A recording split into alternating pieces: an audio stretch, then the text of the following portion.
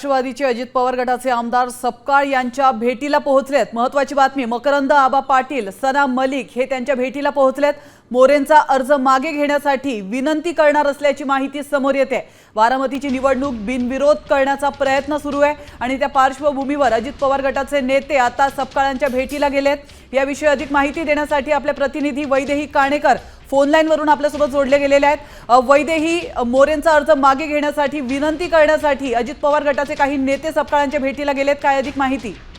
आपण बघतोय की अजित पवार गटाचे मंत्री आणि नेते हे सध्या काँग्रेसचे प्रदेशाध्यक्ष हर्षवर्धन पाटील यांना भेटण्यासाठी दाखल झालेले बघायला मिळत आहे। एकूण जर बघितलं तर या एकूणच शिष्टमंडळामध्ये मकरंद आबा पाटील हे एकमेव मंत्री आहेत आणि वरिष्ठ असे कोणतेही नेते या शिष्टमंडळामध्ये उपस्थित नाही। त्याच्यामुळे आज शेवटच्या क्षणाला या ठिकाणी राष्ट्रवादी काँग्रेसचे हे शिष्टमंडळ या ठिकाणी दाखल झालेला बघायला मिळत आहे।